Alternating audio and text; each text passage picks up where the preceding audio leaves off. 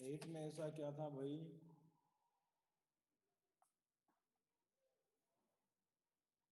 Question number 8 में दे रखा है, if a die is thrown 3 time die को थ्रो किया तो सैंपल स्पेस कितने हो गए? सैंपल स्पेस हो गए 216। इट मीन्स 6 की पावर 3 टाइम थ्रो किया जो, ठीक। Then the number of element,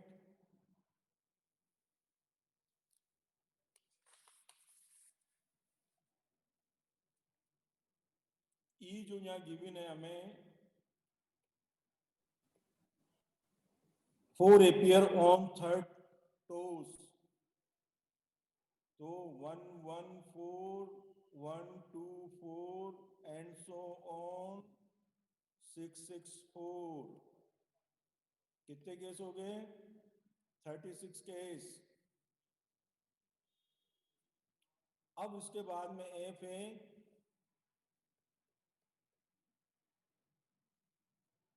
6 and 5 appear respectively on first 2 toes, तो इसके हो जाएंगे 6 5 1 6 5 2 6 5 3 6 5 4 6 5 5 and 6 5 6।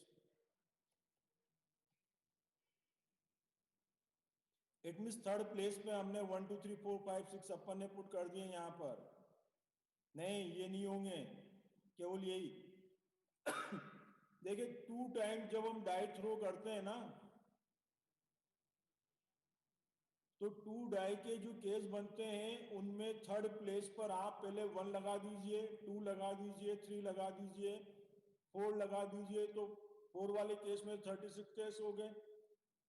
फिर 5 6 लगा दीजिए आप, तो जो आपने 1 लगाया थर्ड प्लेस पे उसमें 6 5 1 केवल एक केस मिलेगा आपको। फिर थर्ड थ्रो पे आपने 2 लगाया है तो उसमें 6 5 2। इस तरह ईच केस में हमें एक एक एलिमेंट मिलेगा इसका। हाँ 1 2 6, इसलिए ये केवल 6 केस ही बनेंगे। अब इसमें कॉमन क्या है? ओनली एक ही एलिमेंट है।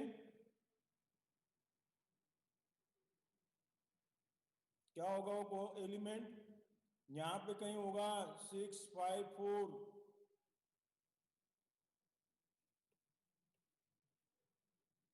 तो probability of E intersection F equal to 1/216 and probability of F 6/36, 216। ठीक है, बस इसको सिंप्लीफाई करना है आपको। तो probability of E given that F is occur is equal to probability of E intersection F and probability of F। तो ये हो जाएगा 1/216 अपॉन 6/216, तो 1/6, ये आंसर हो जाएगा। अब क्वेश्चन नंबर 12 की बात कर ले हम।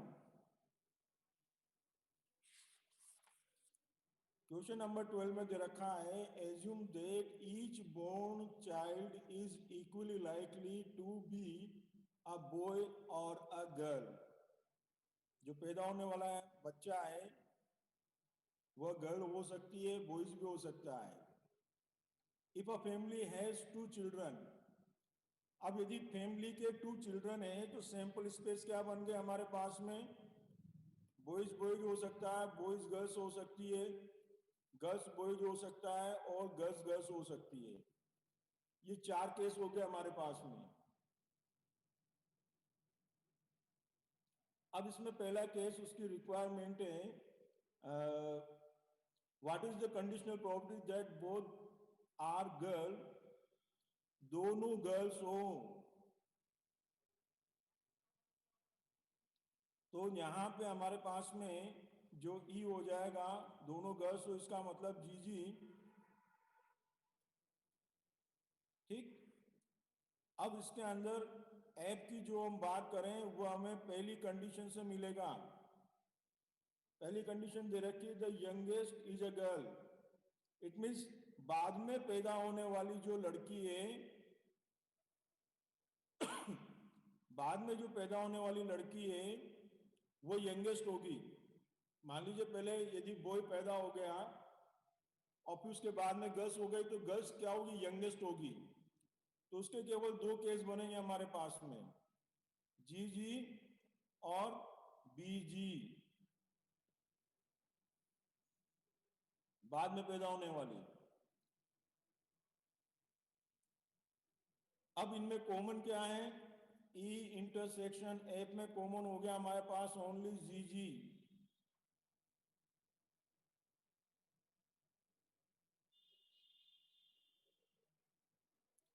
केवल एक केस बता देते हैं इसका, पहले केस की बात कर रहे हैं अपन।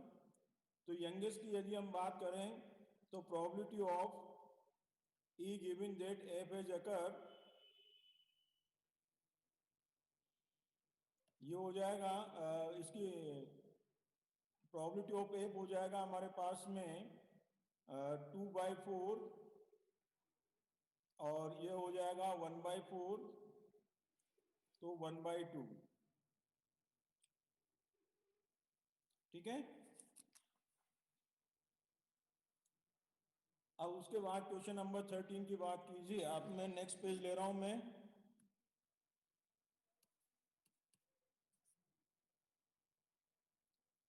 An instructor has a question bank consisting of 300 easy true false। True false जो लिए गए हैं वह है 300, और इजी उसमें भी, sorry, easy easy true false.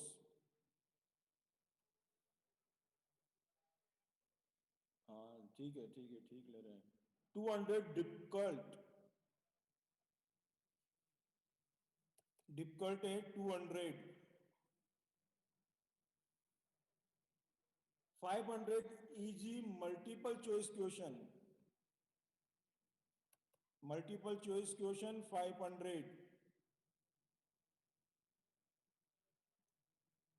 Easy, and 400 difficult multiple choice question 400।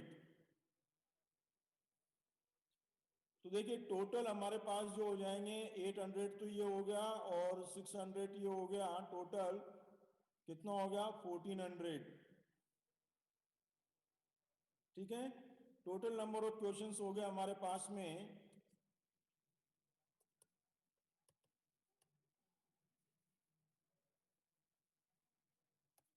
Questions 1400।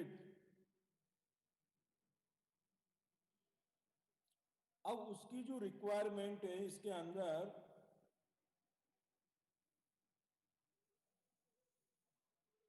if a question is selected at random from the question bank, what is the probability that it will be an easy question। Easy question की बात करता है, तो देखिए easy questions कौन कौन से हमारे पास में, इजी क्वेश्चन है हमारे पास में 800।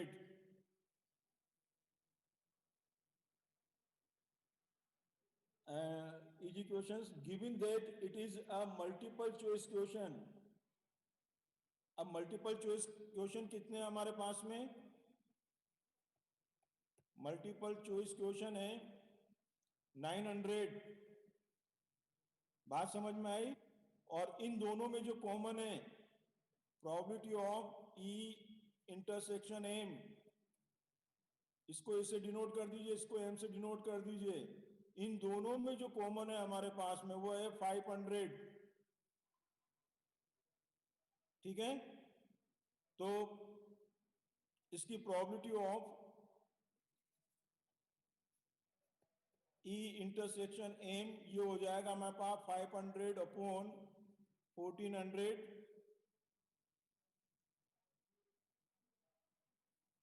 और मल्टीपल चॉइस क्वेश्चन की बात करें, probability of multiple choice question ये हो जाएगा 900 अपॉन 1400। तो प्रोबेबिलिटी ऑफ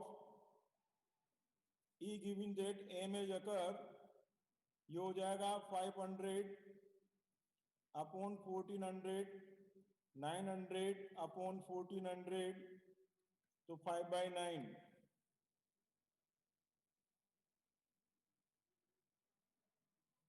ठीक है। क्वेश्चन नंबर 15 की बात करें अब अपन।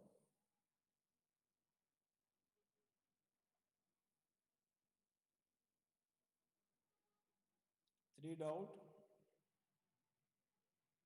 डाउट कौन से हैं भाई?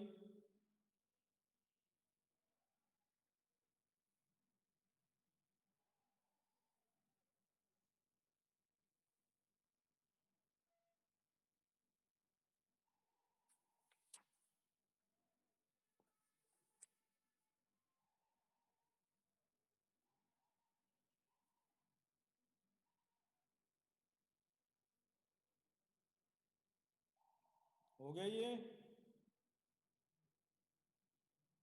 प्रीवियस पेज ही तो है भाई। और कौन सा प्रीवियस पेज करूंगा मैं? पेज नंबर 2 आ गया अब तो।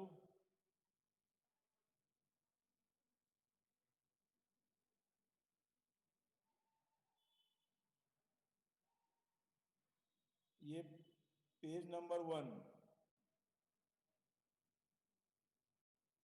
अभी क्वेश्चन नंबर 3 भी बताते हैं, 15 भी बताते हैं अभी।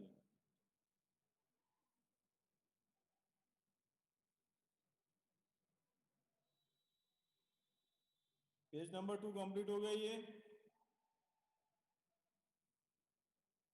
तो पेज नंबर 3 लेते हैं, क्वेश्चन नंबर 3 की बात करें। देखो इसमें दे रखा है प्रोबेबिलिटी ऑफ ए गिवन है 0.8, प्रोबेबिलिटी ऑफ बी गिवन है 0.5 and probability of B given that A है जकर ये गिवन है हमें 0.4। और उसकी रिक्वायरमेंट है पहली,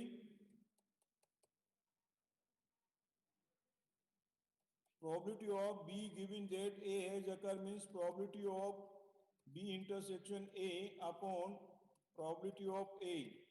वैल्यू डाल दीजिए इसमें सब जगह पर। 0.4 इक्वल टू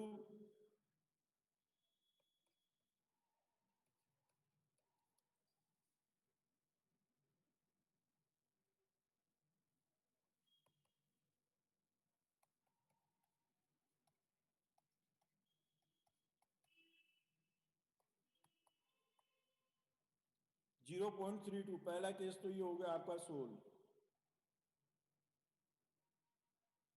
सेकंड में रिक्वायरमेंट है probability of A given that B as occur. It means probability of B given that B intersection A या ए इंटरसेक्शन बी लिखो, वो बात एक ही है। Probability of B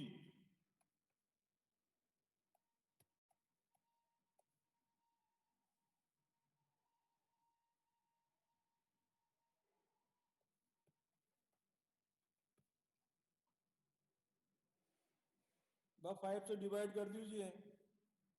it means 32/50। Simplify कर लीजिए 16/25। और डेसिमल में निकालना चाहो तो निकालो, आपकी इच्छा है वो। फिर थर्ड कंडीशन की बात करें हम।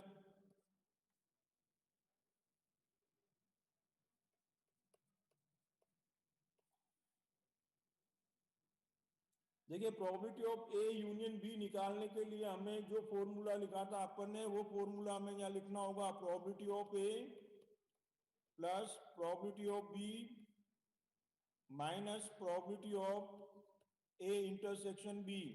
अब ये सब हमें गिवन है। प्रोबेबिलिटी ऑफ ए 0.8 प्लस 0.5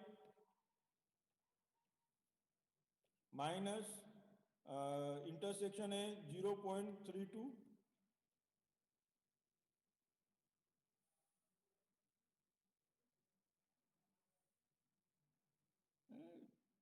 9 7 थोड़ी होगा, ये हो गया 8 5 13, 1.3 30, 0.98, बिल्कुल 0.98। ठीक है, अब बात करें क्वेश्चन नंबर 15 की बात करें। अब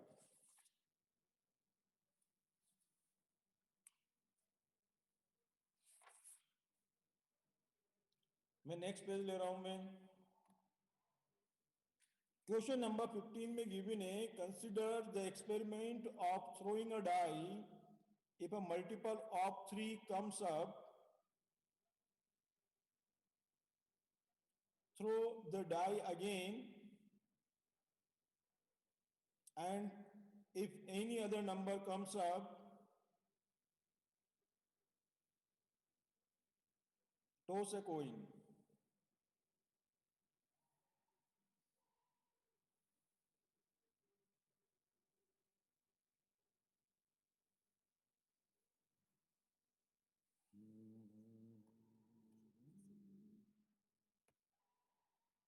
ये प्रीवियस पेज लो भाई, पहले प्रीवियस पेज कर लो तुम।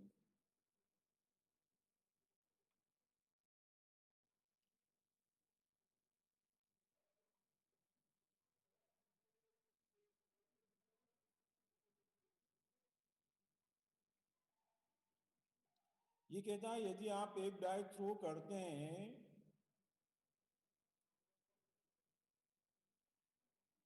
और उसमें मल्टीपल ऑफ 3 आ जाता है, तो मल्टीपल ऑफ 3 जो होता है वह 3 और 6, दो केस बनते हैं उसमें हमारे पास।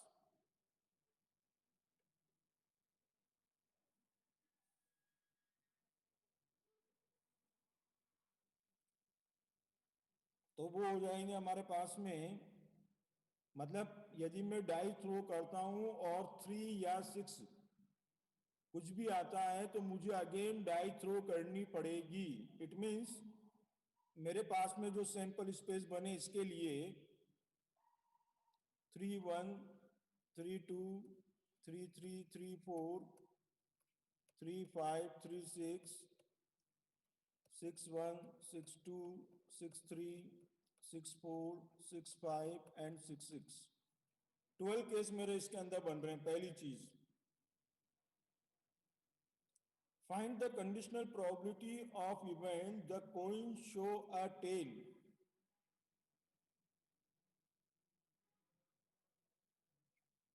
और यदि कोई नंबर आता है 3 6 के अलावा, जैसे आपने डाई थ्रो की, पहला केस जो बन रहा है वो तो ये केस बन रहा है हमारे पास में।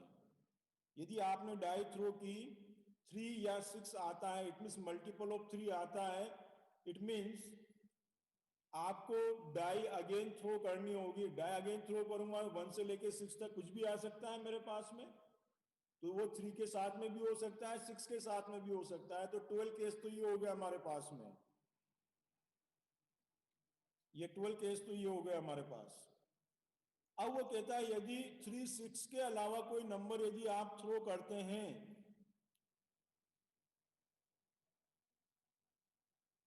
मतलब डाई थ्रो की आपने 3 6 के अलावा कोई नंबर आता है आपको, 2 डाई नहीं है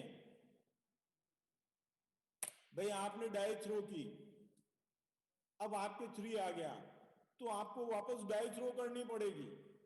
6 आ गया तब भी आपको डाई थ्रो करनी पड़ेगी। बस ये दो दो 2 डिजिट के अंदर ही लेना है अपने को। उसने 3 डिजिट के लिए नहीं कहा है कि सेकंड टाइम भी यदि आपके 3 आ गया तो फिर आपको डाई थ्रो करनी पड़ेगी, ऐसा नहीं कहा उसने। सिंपल कहा है यदि आपने डाई थ्रो की है और मल्टीपल ऑफ 3 आता है, इन केस आपको वापस डाई थ्रो करनी पड़ेगी, दैट्स ऑल। तो डाई थ्रो करोगे तो कुछ भी आ सकता है 1 to 6। तो ये 12 केस तो ये हो गया हमारे पास में। अब यदि मान लीजिए 3 6 के अलावा कोई नंबर आ जाता है, 3 6 के अलावा जैसे मान लीजिए 1 2 4 5, यदि ये नंबर आ जाते हैं, इन केस हमें कोइन टॉस करना पड़ेगा। तो इट मीन्स मान लीजिए 1 आता है तो मुझे कॉइन टॉस करना पड़ेगा, तो हेड भी आ सकता है, टेल भी आ सकता है। 2 के लिए भी ऐसा ही मुझे करना पड़ेगा, 4 के लिए भी मुझे ऐसा ही करना पड़ेगा, और 5 के लिए मुझे सेम एज इट इज मुझे ये करना पड़ेगा। तो ये केस हो गए मेरे पास में 8।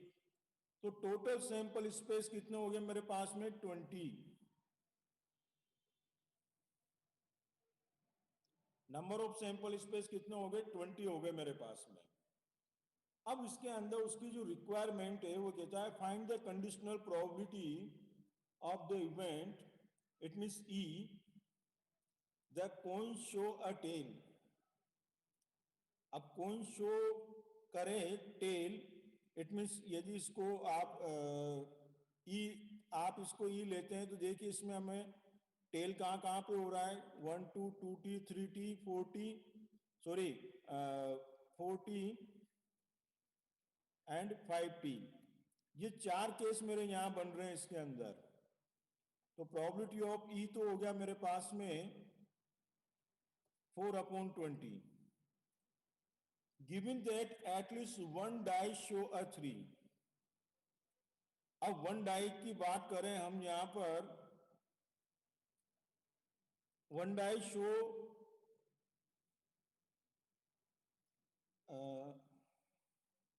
At least 1 die show a 3। तो 3 हमें कहां शो हो रहा है भाई? 3 के तो ये केस है हमारे पास में।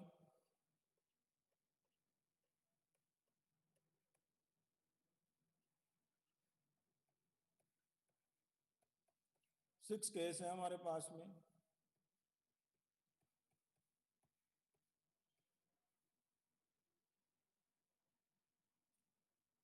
अब यहां यदि मैं कॉमन निकालता हूं तो कॉमन क्या आ रहा है मेरे पास में?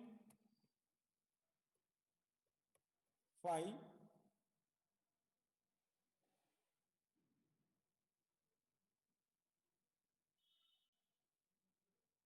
63, हाँ 63 भी होगा, सॉरी। तो 7 केस हो गया हमारे पास में, पर कॉमन तो कुछ है ही नहीं हमारे पास में।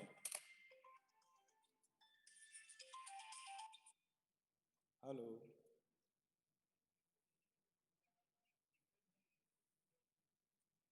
ये कह रहा है भैया सिंगल डाई नहीं है, throwing a die if a multiple of 3 comes up, throw the die again।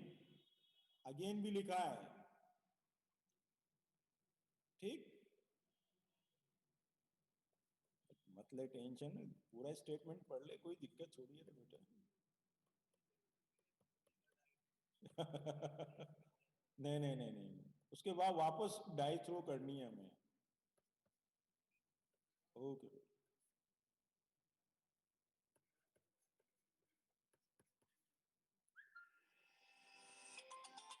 हाँ बोल मानस। हाँ बोल बेटा।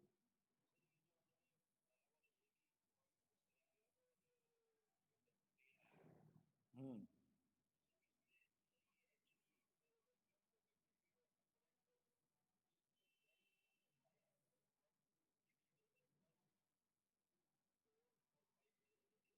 हम्म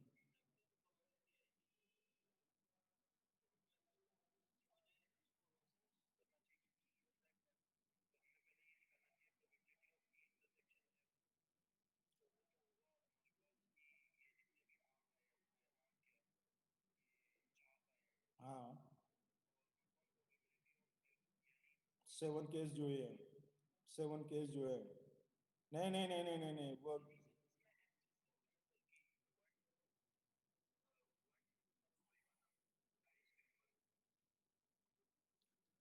नहीं नहीं नहीं नहीं नहीं नहीं नहीं। देखो नहीं नहीं, इस तरह नहीं होगा। इसके अंदर जो कह रहा है क्वेश्चन की रिक्वायरमेंट केवल ये है, यदि मल्टीपल ऑफ 3 आता है तो आपको डाई अगेन थ्रू करनी है। और यदि मल्टीपल ऑफ 3 नहीं आता, इसका मतलब 1 2 4 5 यदि आता है क्या, तो आपको एक कोइन थ्रो करना पड़ेगा। तो कोइन थ्रो करेंगे तो हेड भी आ सकता है, टेल भी आ सकता है। इस तरह 20 केस इसके बने हैं ये हमारे पास में। ठीक,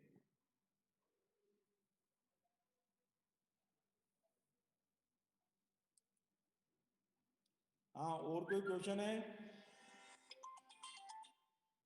हेलो,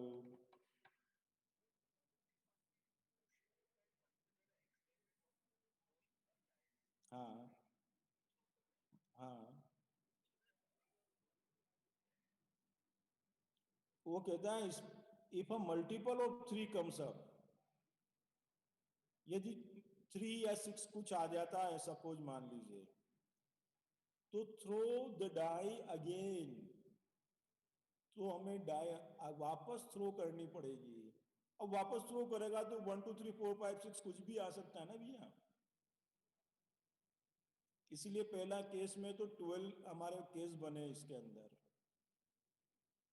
अब यदि मल्टीपल ऑफ 3 नहीं आते हैं तो वो कहता है कि आपको कॉइन थ्रो करना पड़ेगा।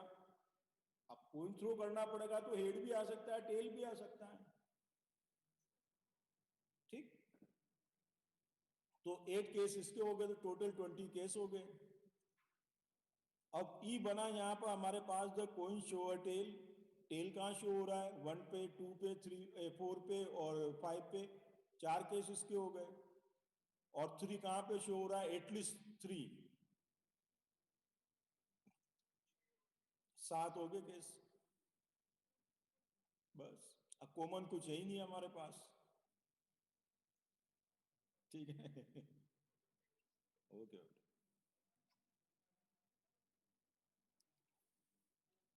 अब और भी है क्वेश्चन। 14 में क्या करना है? चलो next page low. Given that two numbers appear on throwing two die are different, find the probability of the event the sum of number on die is 4। उनका सम कितना हो? 4 हो हमारे पास में। भाई आप गिवन टू नंबर अपियर, दो डाई थ्रो की तो नंबर ऑफ सैंपल स्पेस तो कितने हो गए? पहली चीज तो 36। ठीक है, अब इसके अंदर नंबर ऑफ ई की बात करें हम यहां पर, तो कितना हो जाएगा? 30। देखो इसमें क्या दे रखा है? Two die are different, different number हो तो जो कॉमन नंबर होते हैं हमारे पास में 1 1 2 2 3 3 4 4 5 5 6 6, इसको हटा दीजिए आप, तो कितने केस रह गए हमारे पास में? 30 केस रह गए हमारे पास में। 36 में से ये 6 केस आपने हटा दिए क्या?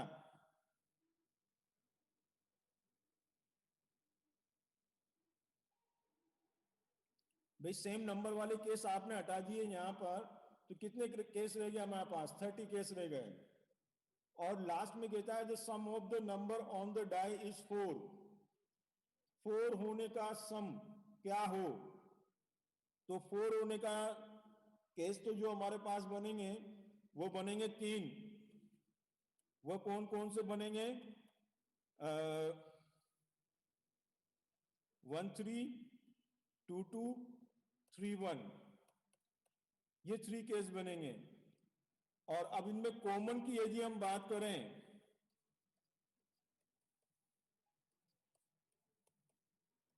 तो उसमें 1 3 और 3 1, क्योंकि 30 के अंदर वो सेम नंबर तो है ही नहीं हमारे पास में, तो इसकी तो प्रोबेबिलिटी हो जाएगी हमारे पास में 2/36। और एफ की हो जाएगी प्रोबेबिलिटी ऑफ एफ 3/36। तो probability of E given that F has occur के अंदर हो जाएगा 2/36 3/36, 2/3।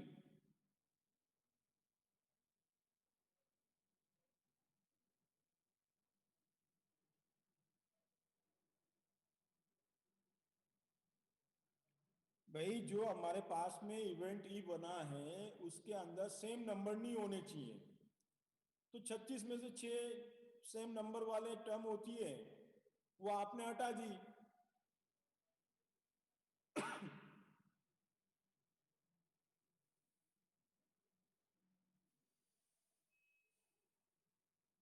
एग्जाम्पल नंबर 7, अरे भाई, example number 7, 7, 7।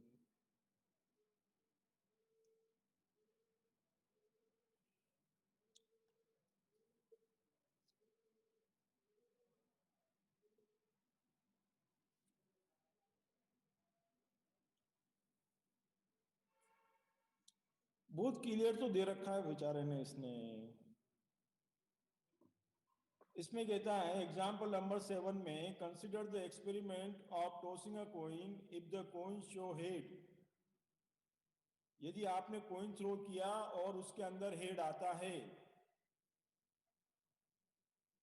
Toss it again, तो आपको वापस थ्रो करना पड़ेगा।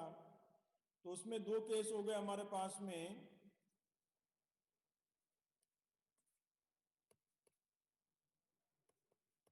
हेड हेड और हेड टेल, ये दो केस हो गए। और यदि सपोज मान लीजिए हेड नहीं आता है, टेल आता है, तो आपको डाई थ्रो करनी पड़ेगी। तो T1, T2, T3, T4, T5, T6, ये लेके चलना पड़ेगा आपको। और उसकी रिक्वायरमेंट है, find the conditional probability of event that the die show a number greater than 4। 4 से बड़ा नंबर हो, तो 4 से बड़ा नंबर क्या हो गया, T5, T6। ये मैं रफली लिख रहा हूं, आपको ऐसे मत लिखना है वहां पे। इस एग्जाम्पल के लिए रफली लिख रहा हूं मैं यहाँ पे, समझाने के लिए केवल मात्र। हेड आता है तो वो कहता है कि आपको कॉइन वापस थ्रो करना पड़ेगा, तो कॉइन थ्रो करेंगे तो हेड भी आ सकता है, टेल भी आ सकता है। तो दो केस तो इसके ये हो गए हमारे पास में। अब यदि सपोज आपने फर्स्ट टाइम कॉइन थ्रो किया, टेल आ गया, तो वो कहता है कि टेल आता है तो आपको डाई थ्रो करनी पड़ेगी। डाई थ्रो करेंगे तो 1 2 3 4 5 6 आ सकता है हमारे पास में, ठीक। और अब इसके अंदर अपन चल रहे हैं आगे। इसमें कहता है find the conditional probability of the event that the die show a number greater than 4। अब ग्रेटर देन 4 कहां पे, T5, T6 शो कर रहा है हमें, ये हो गया ई आपका। और उसके बाद given that there is at least one tail, कम से कम एक टेल हो हमारे पास में। तो टेल के हमारे पास 7 केस हो जाएंगे, HT, T1, T2, T3, T4, T5, T6, ये 7 केस हो गया हमारे पास में। अब इनमें कॉमन क्या है, T5, T6, ई इंटरसेक्शन एफ हो जाएगा आपका T5, T6। बस सोल्व कर लीजिए आप, वही E given that F has occur करना पड़ेगा आपको, ठीक है।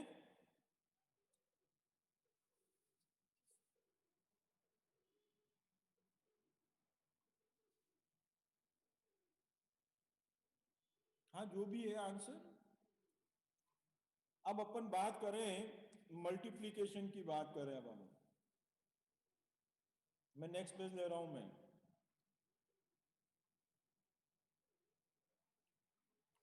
देखो मल्टीप्लीकेशन जो होता है,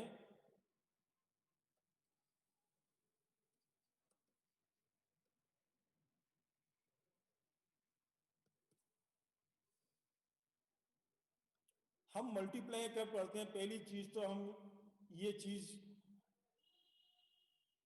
probability of A given that E, हाँ तो ठीक है ना, वो भाई जो वहां पे पूछ रहा है वो निकाल लो आप, उसमें कोई दिक्कत नहीं है। प्रोबेबिलिटी में मल्टीप्लिकेशन कब करते हैं, मान लीजिए एक प्लेन कार्ड है हमारे पास में या एक बॉक्स है, उस बॉक्स के अंदर मान लीजिए 20 बॉल आपने डाली हुई है, वो कहता है विदाउट और विथ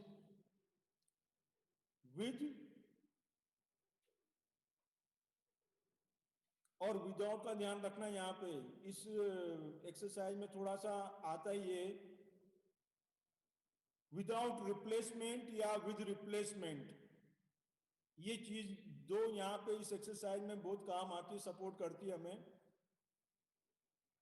तो जो 20 बॉल का हमारे पास में एक अर्न है, उसमें से मुझे 3 बॉल निकालनी है विद रिप्लेस। तो एक बॉल की प्रोबेबिलिटी मेरे पास में हो गई 1/20, सेकंड की भी मेरे पास 1/20, और थर्ड बॉल की भी 1/20 हो जाएगी मेरी प्रोबेबिलिटी। और यदि मैंने कहा विदाउट रिप्लेसमेंट, तो पहली बॉल की प्रोबेबिलिटी 1/20, सेकंड बॉल की जो प्रोबेबिलिटी होगी वो 1/19 हो जाएगी आपकी। आपने बॉल वापस नहीं डाली है, इनटू थर्ड बॉल की हो जाएगी 1/18। तो जब तक हमारी रिक्वायरमेंट क्वेश्चन की कंप्लीट नहीं हो जाती है, तब तक हमें मल्टीप्लाई करना है, और उसी वर्क को करने का कोई अदर वे हो तो वह ऐड होता है। ध्यान रखिएगा मेरी बात।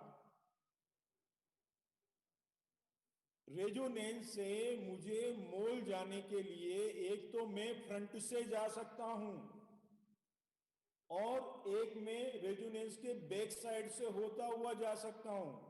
2 रास्ते मेरे पास में हैं यहां पर मोल जाने के। ठीक, तो मैं फ्रंट से मोल गया तो उसमें प्रोबेबिलिटी का मल्टीप्लिकेशन हो गया। मेरे फ्रंट से जाने की प्रोबेबिलिटी और मोल पहुंचने की प्रोबेबिलिटी, वो दोनों मल्टीप्लाई होगी। ठीक, फिर मेरे पास सेकंड वे और है यहां पर कि मैं पीछे की साइड से भी जा सकता हूं, तो वो प्लस होगा आपका कि मेरे बैक साइड से निकलने की प्रोबेबिलिटी और मोल पहुंचने की प्रोबेबिलिटी, उन दोनों का मल्टीप्लिकेशन ऐड हो जाएगा। मुझे मोल गए सालों हो गए भैया।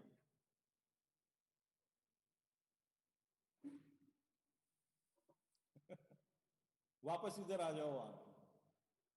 तो मल्टीप्लिकेशन कब तक होगा? जब तक हमारी क्वेश्चन की रिक्वायरमेंट कंप्लीट नहीं हो जाती है।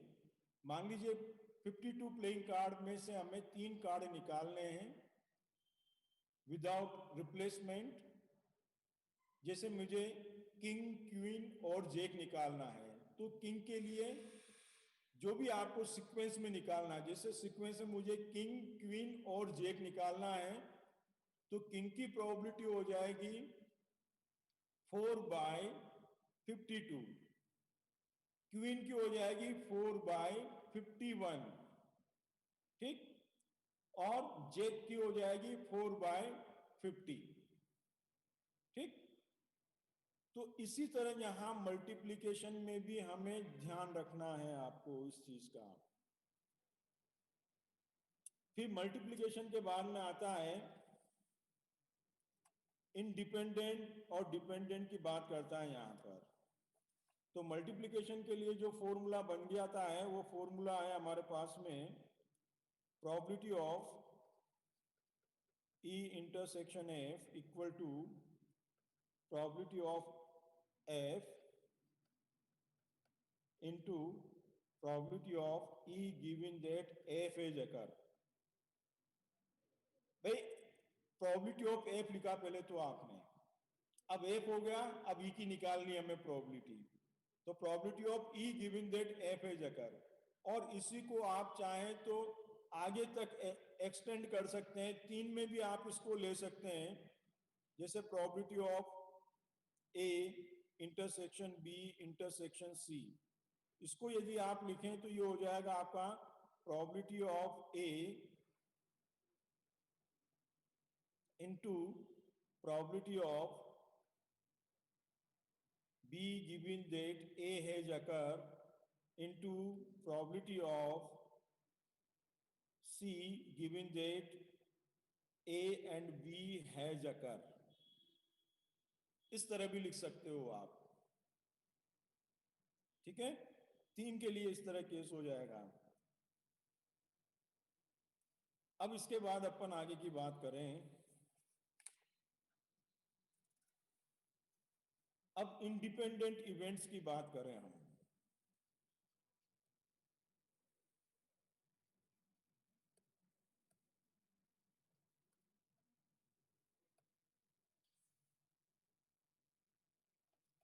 यदि probability of E intersection A is equal to probability of E into probability of F, यदि ऐसा हो जाता है क्या, तो हम ये कह सकते हैं कि ये इंडिपेंडेंट इवेंट है। और ऐसे यदि हम 3 में लेना चाहें, probability of A intersection B intersection C, तो वहां पर भी इन तीनों का इंडिविजुअल का प्रोडक्ट इंटरसेक्शन के इक्वल हो जाए।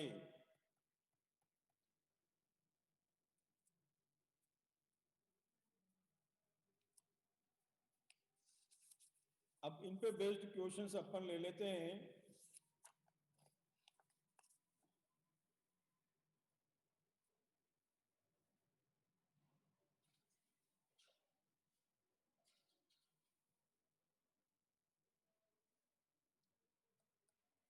थर्टीन 13.2 का क्वेश्चन नंबर 2 में ले रहा हूं।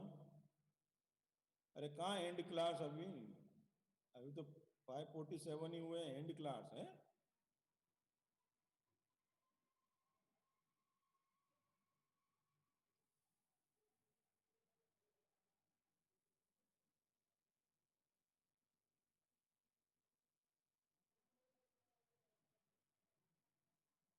इसमें रखा है 2 card are drawn at random without replacement, बिना वापस किए from a pack of 52 playing card.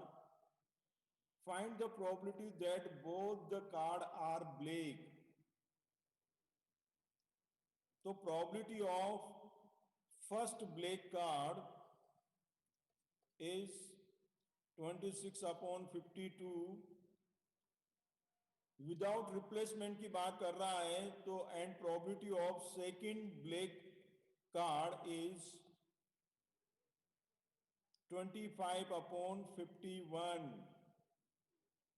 ठीक, तो दोनों कार्ड के निकलने की प्रोबेबिलिटी क्या हो जाएगी हमारे पास में? प्रोबेबिलिटी ऑफ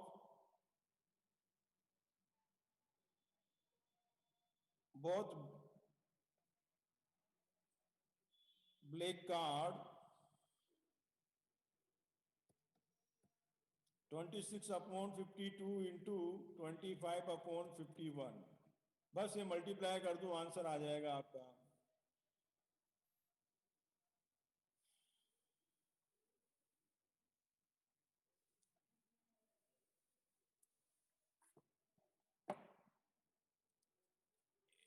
पेज पलटना है सर्दी में तो भारी काम है। फिर उसके बाद में हम लें क्वेश्चन नंबर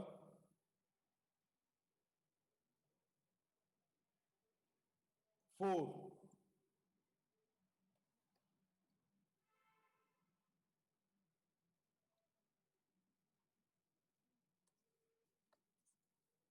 इसमें दे रखा है fair coin and an unbiased die are tossed, let A be the event, head appear on the coin and B be the event 3 on die. Check whether A and B are independent event। तो देखिए इसके अंदर हमारे पास में पहले sample space की बात करें यहां पर कि सैंपल स्पेस कितने हो रहे हैं हमारे पास? हेड 1, हेड 2,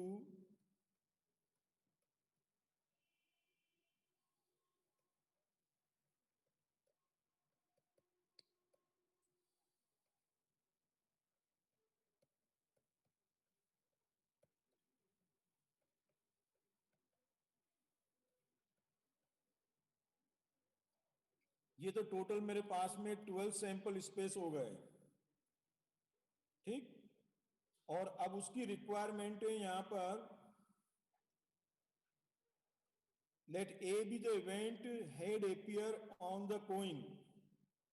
हेड एपियर हो तो सपोज उसको ए से डिनोट कर लीजिए, तो वो हो जाएगा H1, H2, H3, H4, H5, H6, ठीक। इसके हो गए 6 केस। और बी दे रखा है the event 3 on die. Die पे 3 शो करे, कहना है मतलब, तो बी हो जाएगा हमारे पास में H3 और T3। 2 केस हो गए हमारे पास में। अब ये इंडिपेंडेंट है या नहीं, तो इनका इंटरसेक्शन निकाल लीजिए। ए इंटरसेक्शन बी क्या आ जाएगा हमारे पास में, H3, ठीक। अब H3 की यदि हम प्रोबेबिलिटी निकालें, तो H की प्रोबेबिलिटी 1/2 और 3 की प्रोबेबिलिटी 1/6, तो प्रोबेबिलिटी कितनी हो जाएगी?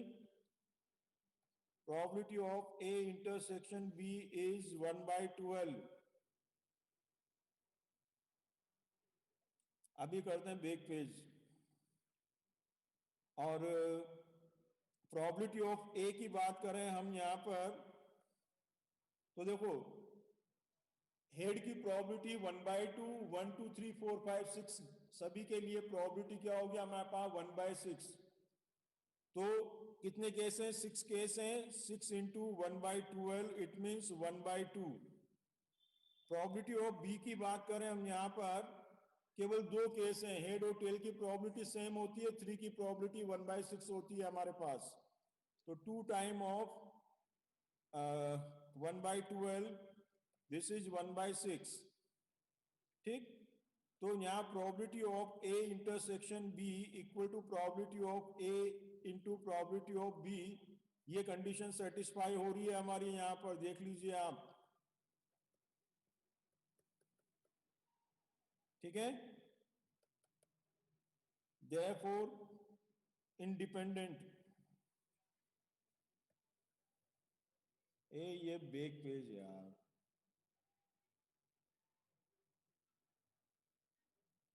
नहीं हुआ बैक, नहीं हुआ।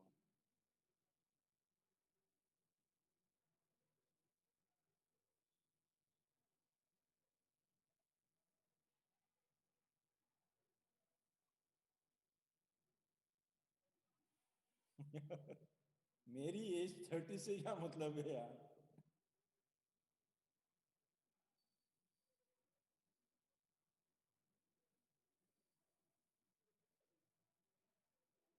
नहीं नहीं नहीं, फिर डाई थ्रो नहीं करनी हमें।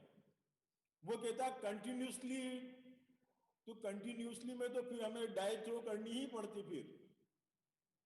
वो तो बहुत उलझन वाला क्वेश्चन हो जाता है। इस तरह के क्वेश्चन तुम्हें थोड़ी मिलेंगे करने को यार।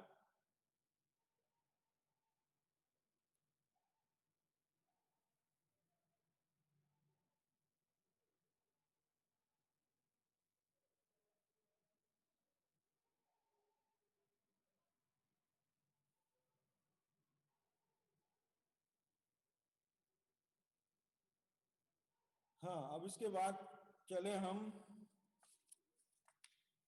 ठंड में उंगलियां ऐसी हो जाती है। क्वेश्चन नंबर 7 की बात करें। ये अच्छा क्वेश्चन है और बोर्ड के अंदर भी आया हुआ है, 2 बार आ चुका है question number 7।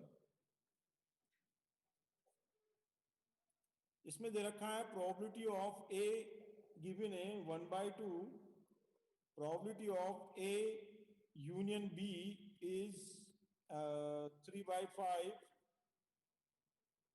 And probability of B given है पी। Find P. पहला केस है म्यूचुअली एक्सक्लूसिव,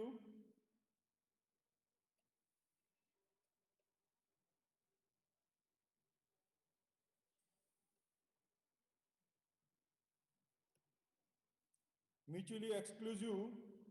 तो म्यूचुअली एक्सक्लूसिव में याद है क्या होता है? इंटरसेक्शन जीरो होता है, ध्यान रखना आप। Mutually exclusive means probability of A intersection B is 0. ठीक, तो probability of A union B equal to probability of A plus probability of B minus probability of A intersection B. यहाँ value डाल दीजिए आप 3/5 एंड 1/2 प्लस P और ये 0 और solve कीजिए. P की वैल्यू क्या आएगी 6 माइनस 5, तो P इक्वल टू हो जाएगा 1/10. सेकंड केस दे रखा है हमें इंडिपेंडेंट.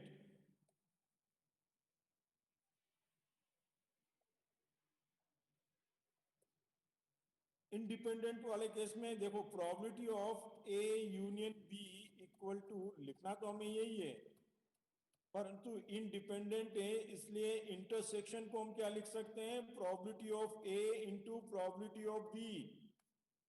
इंटरसेक्शन को हम लिख सकते हैं इंडिपेंडेंट है तो वो प्रोडक्ट के इक्वल होते हैं. तो ये हो गया 3/5 equal to 1/2 plus P minus probability of A is half and into P. तो 1 P में से हाफ P गया तो half P equal to 1/10. Half इधर ले जाएंगे जो ऊपर वाले में किया था सेम, तो P इक्वल टू 1/5.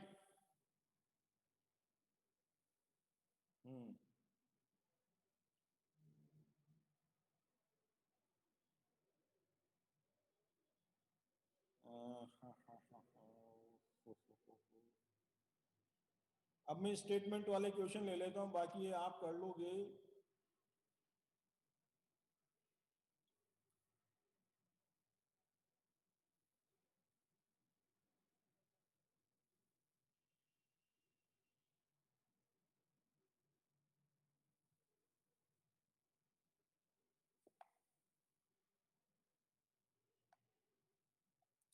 एक क्वेश्चन नंबर 14 भी लेता हूं, ये भी बोर्ड में आया हुआ है.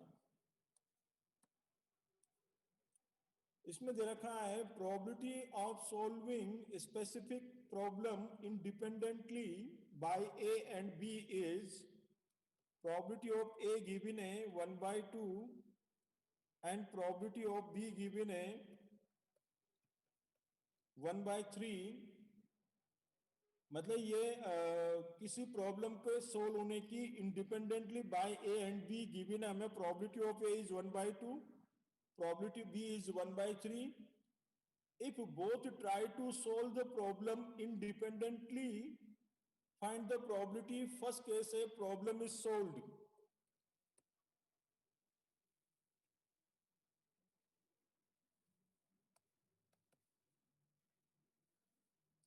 प्रॉब्लम सोल्व हो जाए, पहला केस अपन ले रहे हैं तो उसके पहले हम प्रोबेबिलिटी ऑफ ए डैश निकालें हम, तो हाफ हो जाएगी. प्रोबेबिलिटी ऑफ बी डैश निकालें, नहीं होने की प्रोबेबिलिटी कहना है मतलब 1 माइनस करके. अरे ये प्रीवियस पेज ये ले भी यार.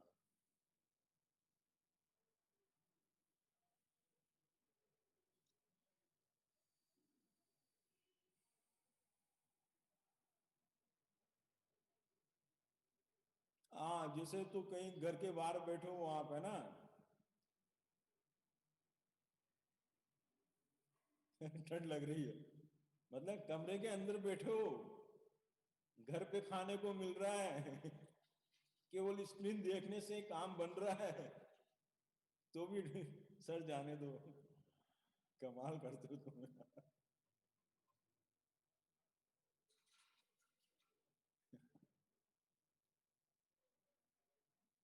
अब इसके ही पहले वाला बाद में देखना, अभी मुझे एक क्वेश्चन और करा देने दो.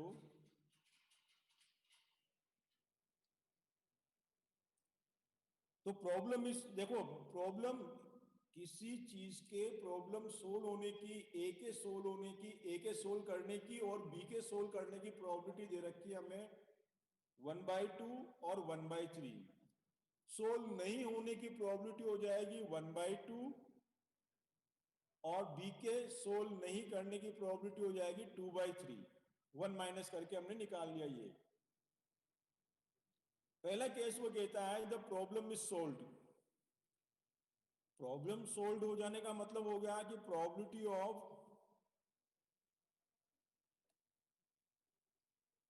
Problem is solved. Problem solve का मतलब हो गया कि 1 में से मैं प्रोबेबिलिटी ऑफ ए और बी डैश निकाल दूं मैं यहां पे।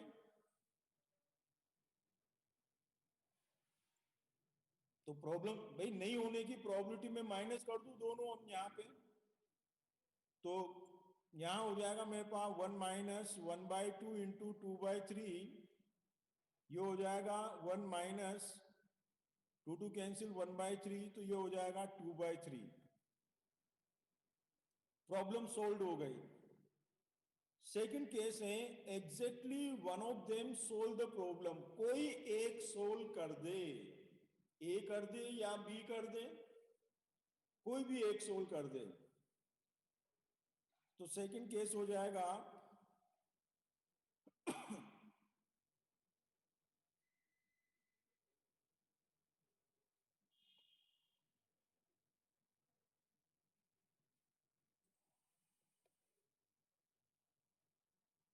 एग्जैक्टली वन ऑफ देम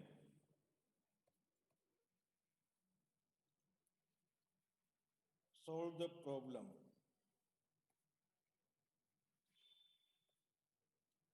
ये हो जाएगा यदि ए सोल्व कर देता है तो बी नहीं करेगा, और यदि ए नहीं करता है तो बी करेगा। इसका मतलब ये हो गया हमारे पास में। ठीक, तो प्रोबेबिलिटी ऑफ ए है 1/2, probability not B it means 2/3, plus probability of A not 1/2 and solve the probability by B is 1/3। इसको सोल्व कर लीजिए, 6 एलसीएम आ गया तो ये हो गया 3/6 1/2। ठीक है,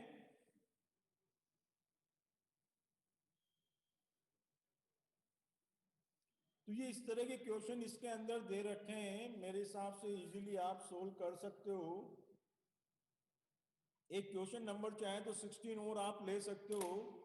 अभी 6:02 हुए हैं और अभी अपने पास में लगभग 10 मिनट करीब है।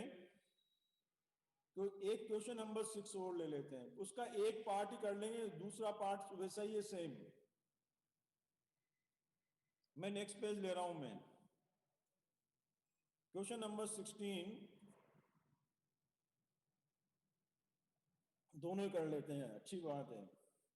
In a hostel 60% student read Hindi newspaper.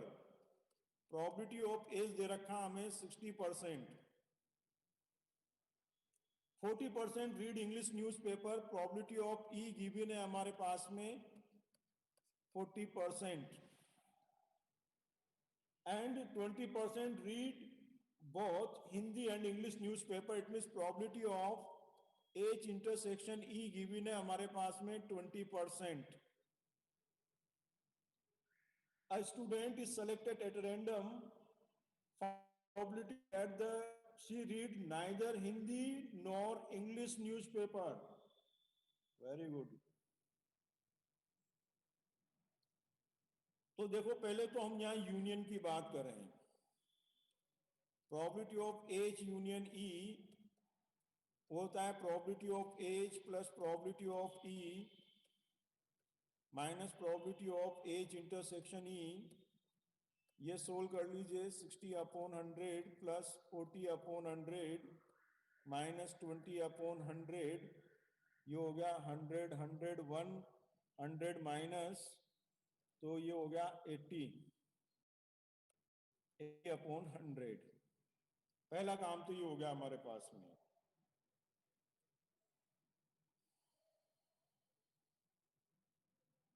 नहीं देखो, प्रोबेबिलिटी में प्रोबेबिलिटी के बेस पे ही क्वेश्चन करने पड़ेंगे, ऐसे क्वेश्चन नहीं कर सकते हम। अब एक केस दे रखा है, find the probability that she read neither Hindi nor English newspaper. भाई न तो वो हिंदी पढ़ता है न इंग्लिश न्यूज़पेपर पढ़ता है। तो पहला केस अपन ले रहे हैं, probability of neither Hindi nor English. तो ये हो जाएगा हमारे पास में 1 माइनस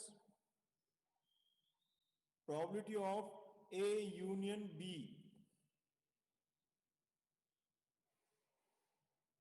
तो ये हो गया 1 माइनस 80/100, तो 20/100।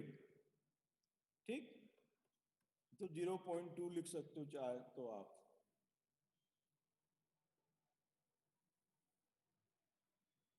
वन बाई 5 भी लिख सकते हो। हाँ,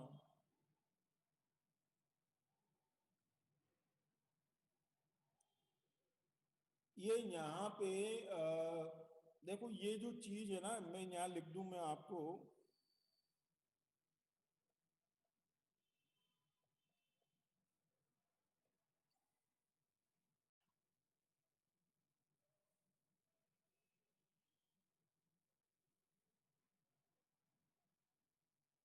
हाँ ये ए चोरी लिखो यहाँ पे, सॉरी। वो ए बी सी वगैरह इसका हेब्ड ज्यादा रहता है ना, दिक्कत ये है।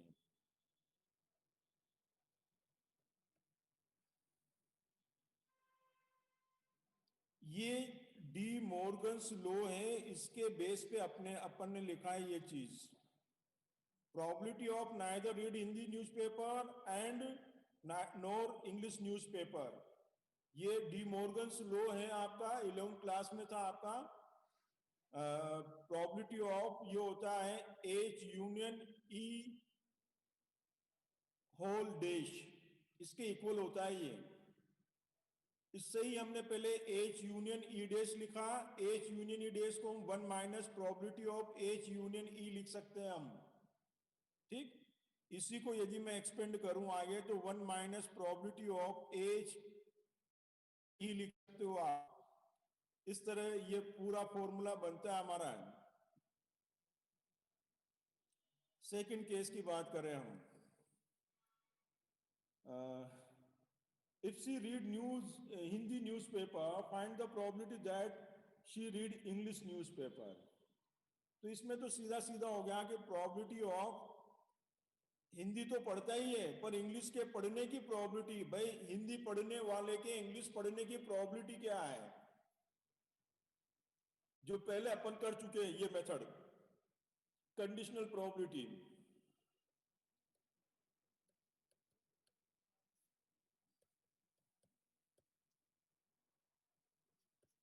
इंटरसेक्शन की वैल्यू क्या है 20, मैं डायरेक्ट लिख रहा हूं 20, और एच की वैल्यू है हमारे पास 60, तो 1/3।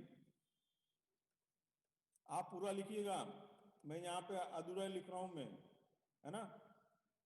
और थर्ड दे रखा है if she read English newspaper, find the probability she read Hindi newspaper.